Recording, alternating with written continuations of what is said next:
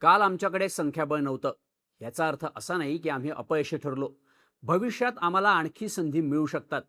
देशाचे पंतप्रधान नरेंद्र मोदींनी एप्रिल महिन्यात केलेलं हे विधान, लोकसभेत महिला आरक्षण आणि डिलिमिटेशन विधेयक पडल्यानंतर मोदींनी हे विधान केलं होतं. बरोबर 2 महिन्यांपूर्वी पंतप्रधान मोदींनी केलेलं हे विधान सध्या सत्यात येत असल्याचं दिसतंय. 2/3 बहुमत न मिळाल्यामुळं पडलेलं केंद्र सरकारचं हे विधेयक फक्त 2च महिन्यात पास होण्याची राजकीय परिस्थिती आता निर्माण झाल्याच्या चर्चा होत आहेत. आधी ममता बॅनर्जींच्या तृणमूलमधून फुटलेल्या 20 खासदारांनी वेगळा गट स्थापन केला आणि ते त्रिपुरातल्या NCPI पक्षात विलीन झाले. त्यांनी लोकसभेत भाजपला आपला पाठिंबा जाहीर केला. आता बुधवारी ठाकरेंच्या 9 पैकी 6 खासदारांनी एकनाथ शिंदेंच्या नेतृत्वात आपला वेगळा गट स्थापन केला. या गटाला लोकसभा अध्यक्षांची मंजुरी मिळाल्याच्या सुद्धा बातम्या आल्या आणि शिवसेना दुसऱ्यांदा फुटण्यावर शिक्कामोर्तब झालं. त्यामुळे आता भाजप प्रणित NDAच्या बाजूनं लोकसभेत संख्याबळ जुळताना दिसत असून पावसाळी अधिवेशनात केंद्र सरकार पुन्हा एकदा डिलिमिटेशन विधेयक लोकसभेत आणून ते मंजूर करण्याच्या स्थितीत जात असल्याचं बोललं जात आहे. मुख्य म्हणजे ठाकरेंनंतर आता ऑपरेशन तुतारी राबवत शरद पवारांचे खासदार सुद्धा फुटण्याची शक्यता व्यक्त केली जाते. पण या फोडाफोडीच्या राजकारणात भाजप लोकसभेत 2/3 बहुमताचं गणित कसं जुळवतोय, यामुळे पावसाळी अधिवेशनात भाजप डिलिमिटेशन विधेयक मंजूर करून घेऊ शकतो का, त्यासाठी आकड्यांचं गणित कसं जुळतंय पाहूयात या व्हिडिओमधून. नमस्कार, मी शार्दूल आणि तुम्ही बघताय बोल व्हिडिओ. सगळ्यात आधी डिलिमिटेशन विधेयक मंजूर होण्यासाठी 2/3 बहुमताचं गणित कसं आहे ते बघूयात. लोकसभेच्या एकूण खासदारांची संख्या आहे 543.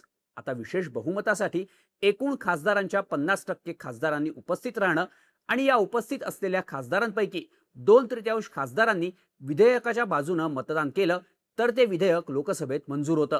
म्हणजेच जर लोकसभेत मतदानाला सगळेच्या सगळे 543 खासदार उपस्थित असतील तर त्याच्यात 2/3 म्हणजेच 362 खासदारांनी जर विधेयकाच्या बाजूनं मतदान केलं तर ते विधेयक पास होतं.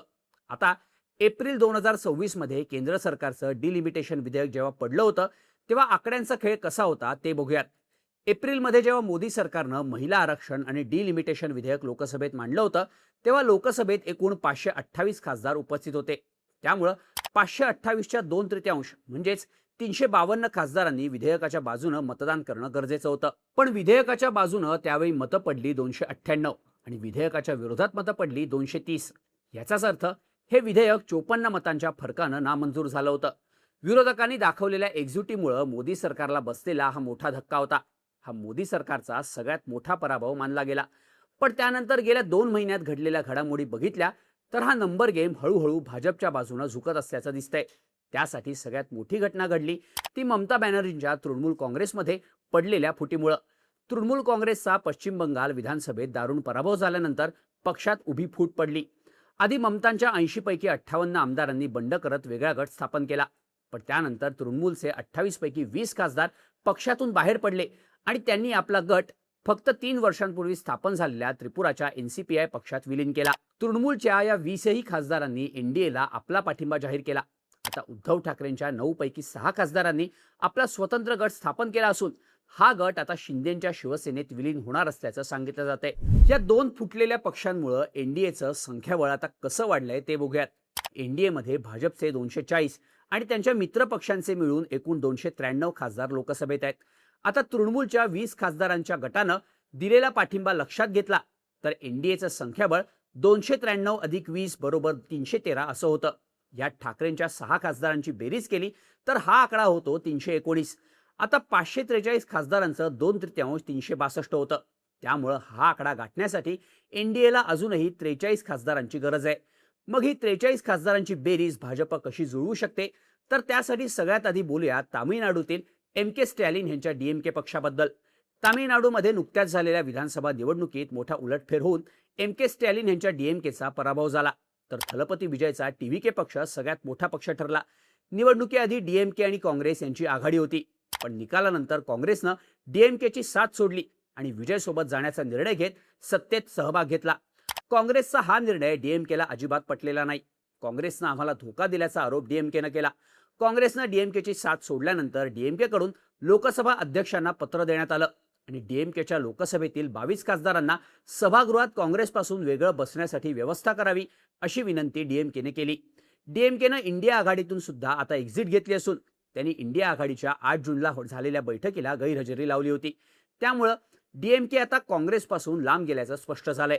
खरं तर महिला आरक्षण विधेयकाच्या मुद्द्यावरून डीएमकेच सर्वाधिक आक्रमक झाला होता. या पक्षानं सुरुवातीपासून डिलिमिटेशनच्या विरोधात कठोर आणि ठाम भूमिका घेतली आहे. या मुद्द्यावरून स्टॅलिन यांनी प्रत्येक वेळी राहुल गांधी यांची साथ दिली. डीएमकेच्या सगळ्या 22 खासदारांनी या विधेयकाच्या विरोधात म्हणजेच काँग्रेसच्या बाजूनं मतदान केलं होतं.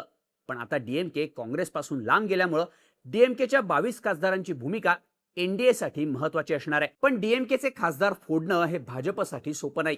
मुळात डीएमके हा एकमेव असा प्रादेशिक पक्ष आहे ज्यानं तमिळ अस्मितेचा मुद्दा मोठा करत भाजपच्या त्रिभाषा सूत्राला विरोध केला होता.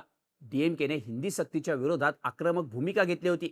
डिलिमिटेशन विधेयकामुळे संसदेत उत्तरेतल्या राज्यांचं प्रतिनिधित्व वाढून दक्षिणेतल्या राज्यांवर मात्र अन्याय होणार आहे अशी भूमिका घेत स्टॅलिन यांनी पहिल्यापासूनच डिलिमिटेशनला कडाडून विरोध केला. पण लोकसभेत डिलिमिटेशन विधेयकावर बोलताना केंद्रीय गृहमंत्री अमित शहानी दक्षिणेतल्या राज्यांचं प्रतिनिधित्व कमी होणार नसून ते वाढणार असल्याचं सांगितलं. दक्षिणेतल्या राज्यांवर कुठलाही अन्याय होणार नाही. दक्षिणेकडील राज्यांचं प्रतिनिधित्व कमी होणार नाही. जर विरोधकांना शंका असेल तर मी 1 तासात विधेयकात दुरुस्ती आणून ते लिखित स्वरूपात देण्यास तयार आहे असं शहांनी म्हटलं होतं. पण त्यावेळी डीएमके काँग्रेससोबत असल्यानं त्यांनी विधेयकाच्या विरोधी भूमिका घेतली. पण आता काँग्रेसवर असलेल्या नाराजीमुळे डीएमकेचे एम.के. स्टॅलिन आपल्या खासदारांना वेगळी भूमिका घ्यायला सांगू शकतात. अर्थात डीएमके भाजप किंवा एनडीएला पाठिंबा देणार नाही किंवा त्यांचे खासदार फुटणार नाही हे नक्कीच आहे. पण काँग्रेसनं केलेल्या विश्वासघाताचा वचपा काढण्यासाठी डीएमकेचे 22 खासदार जर डिलिमिटेशन विधेयकाच्या मतदानावेळी अनुपस्थित किंवा तटस्थ राहिले तर मात्र ही भाजपसाठी मोठी फायद्याची गोष्ट ठरू शकते. जर डीएमकेचे 22 खासदार डिलिमिटेशन विधेयकाच्या मतदानावेळी गैरहजर राहिले तर 2/3 लोकसभेत लागणारं संख्याबळ 347 पर्यंत येईल. त्यामुळे 362 पेक्षा 347 हा आकडा जुळवणं भाजपसाठी तुलनेनं सोपं होऊ शकेल. इथेच भाजप शरद पवारांच्या खासदारांच्या फोडाफोडीसाठी ऑपरेशन लोटस राबवू शकतो अशा चर्चा आहेत. शरद पवारांच्या राष्ट्रवादीचे लोकसभेत 8 खासदार आहेत. त्यामुळे या 8 खासदारांची बेरीज करण्यासाठी भाजप प्रयत्न करू शकतो. आता राज्यसभेला शरद पवारांचं नाव उमेदवार म्हणून पुढे येत असेल तर उमेदवार न देण्याची भूमिका, दुसऱ्या बाजूला सुप्रिया सुळेंच्या व्याहींना विधान परिषदेची उमेदवारी देणं, यातून भाजपनं शरद पवारांच्या पक्षासोबत पूल बांधायला घेतलाय का अशा चर्चा सुरू झाल्या होत्या. त्यात सध्या शरद पवारांचा राष्ट्रवादी पक्ष हा नेतृत्वाच्या स्थित्यंतरातून जात असल्याचं दिसतंय.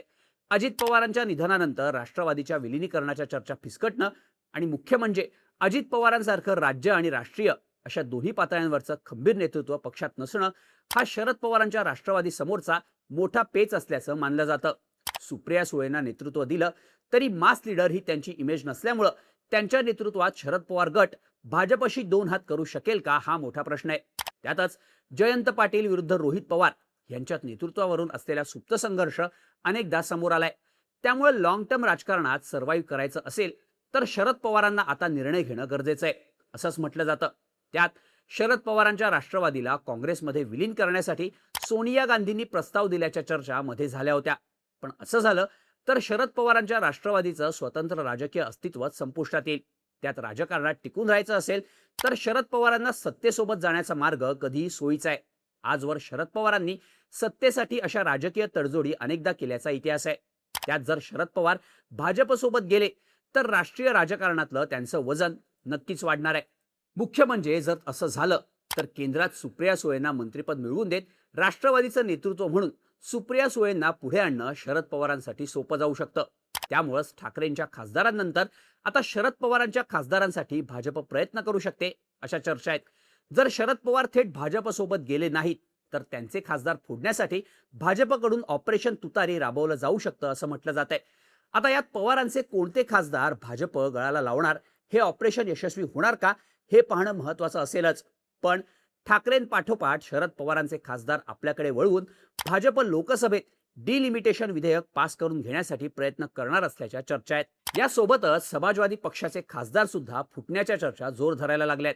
सपाचे लोकसभेत एकूण 37 खासदार आहेत.